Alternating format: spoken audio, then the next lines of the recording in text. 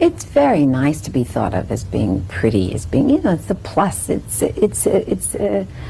nice. It's not terribly important, but it is nice to have it in your favor.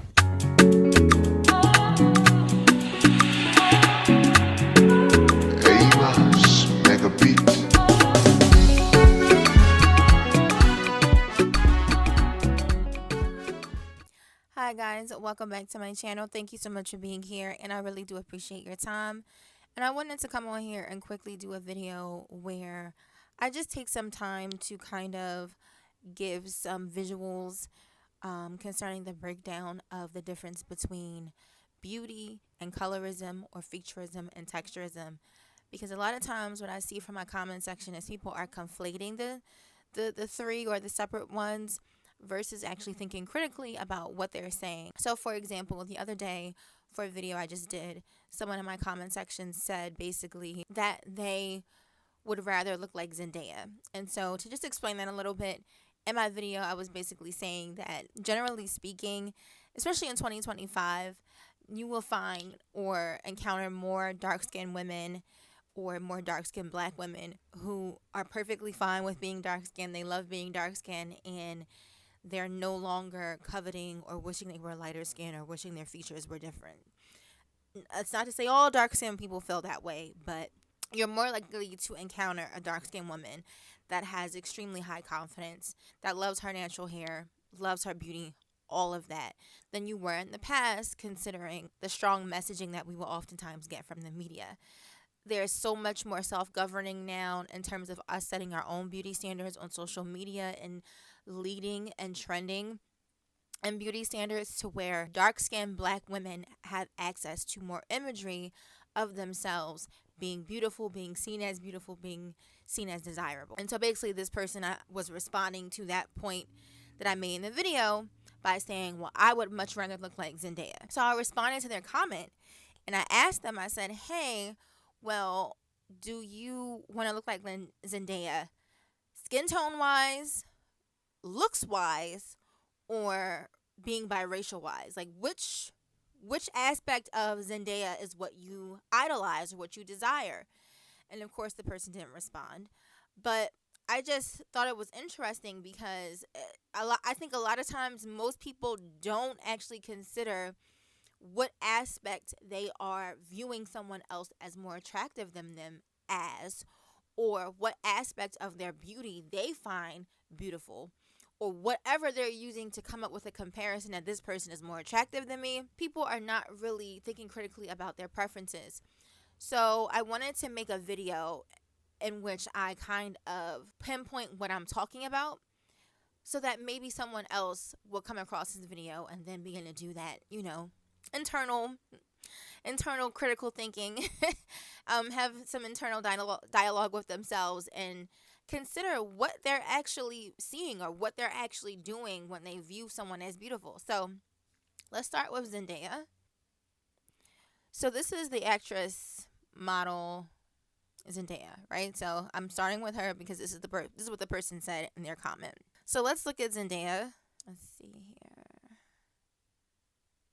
Okay.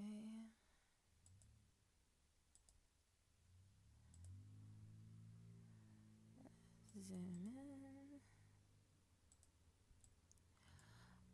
Alright, so if we look at Zendaya's features, Zendaya has a beautiful wide face. Like she has what they call what makeup artists call a lot of space on her face. So she has, even though her eyelids are a bit hooded, she has a lot of space up there. She has a lot of space on her forehead. She has wide cheeks that sweep upward, that give her an innocent look, but she also kind of looks sophisticated because of the way her cheekbones sweep upward. She has beautiful eye color. She has brown eyes, but they're like a honey brown, so they're considered light. You know what I'm saying? She has full lips, what appears to be a small ethnic nose, because her nose is not wide, I guess, but it's also not keen in the way that we think of when we see like white people's noses. Some white people, because again, there goes that playing with perception. A lot of white people have big noses, okay? A lot of white people, their noses protrude outward versus, I guess, horizontally, the way ethnic noses typically do. So that's why we've been taught to call our noses big and theirs small, because theirs point this way and ours go that way. So I think Zendaya has a nice ethnic nose. It's cute. So her features are beautiful. Now, I don't see anything about her beauty that I feel like people think is drop dead gorgeous. You know what I'm saying? I don't see anything about her like that. I think she is exceptionally beautiful, but I don't think that she's drop dead gorgeous. I think she is, a beautiful biracial woman. There's nothing like so unique about her features that I'm like, oh my God, what? But I wonder if the person who said that, what are they talking about? Were they talking about, again, her actual features, her nose, her lips, her eyes, and how they appear on her face? Again, that beautiful space that she has for makeup, for that wide upswept cheekbones, or were they possibly talking about the quality of her skin? Because that's another aspect too that plays into someone's beauty. Does your skin quality appear to be healthy, glowing, smooth, supple? Do you have a lot of wrinkles? How are you aging? Or were they talking about the lightness of her skin? Right? So, was this person saying I want to look like Zendaya because she has light skin? Or was the person saying I want to look like Zendaya because she's biracial? What do you mean, Kia? Well, one of those three things is just you noticing that someone is attractive, you finding them attractive, you are acknowledging their beauty. Whereas the other two are more circling back to colorism and featureism and even some internalized anti-blackness. Because what you're basically doing, if that person met, I want to be biracial. What they're saying is I don't want to be just black. I want to be mixed with something else. I feel like if I was mixed with something else, I would be more attractive. I don't want to be brown to dark skin. I want to be light skin. If I was light skin, I feel like I would have a better life, have a better experience. I feel like I would look better. Now, again, if you listen to what I'm doing here, what I'm saying is, depending on what you think of initially, privately, when you see an actress, a model, whoever, a beautiful woman, whatever part of her beauty stands out to you the most is most likely going to give you your answer about what you're feeling about yourself on the inside. Because when I look at Zendaya, what I notice is her features. And that's just because, maybe I've been more geared to aesthetics. I grew up with artists, musicians in the house. I modeled for a long time. So whenever I look at another beautiful woman, what I think to myself automatically is, oh, she has beautiful features. I don't immediately factor in her skin tone. I don't immediately factor in her race. To me, beauty is not intrinsically connected to either of those things. But those are my personal experiences. As I've shared in my videos, I didn't grow up hearing negative comments or things about skin tone, things about race. I did not have that upbringing. I only found out when I started interacting with the world that my upbringing was strange in that aspect. But here's how I'm going to prove it to you. Let's go to actress Ryan Destiny. Okay? Now, when we look at Ryan Destiny's features, she has a similar phenotype, right? So what I mean is the wide set eyes, the same wideness of the space on her face, the same shape forehead, literally the same face shape where her face is wide on both sides. She has those upswept, kind of that mousy look, the same exact look that Zendaya has, the same exact cute, small, ethnic nose, full lips, brown eyes.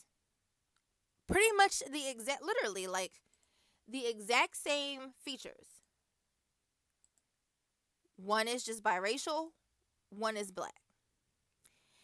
And the reason why I'm drawing this conclusion or this connection is the point I'm trying to make is a lot of times people don't even realize that black women have access to the same exact phenotypes and the same types of features, but because it's on a black woman, it's not as attractive. because it's on a person. Sometimes it's not even because they're black.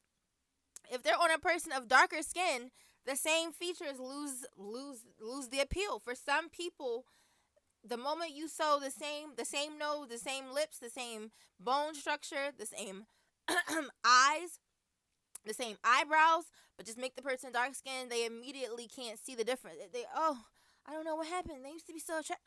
That's a real thing.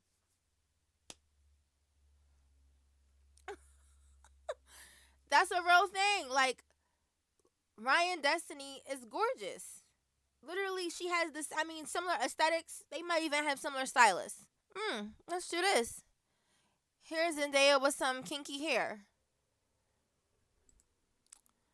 I don't know if I'll find a kinky hair picture of with Ryan Destiny with kinky hair. 'Cause she doesn't wear her hair like that. And I wonder why. Is it because hair changes how your phenotype looks and comes across? I'm scrolling. I don't even see a picture of Ryan Destiny with kinky hair. I'm sure one exists. I'm sure. But I'm not finding one. So that's interesting to me. But yeah, that's my point here. My point is you have women with the same types of features, but this person didn't say I want to look like Ryan Destiny. I don't know what that person is that made the video. They could have the comment. They could have been a light skinned person or a brown skinned person. I don't know what they were, the person that made the comment. But I do know that it comes off like I am a brown dark skinned girl and I would rather look like Zendaya.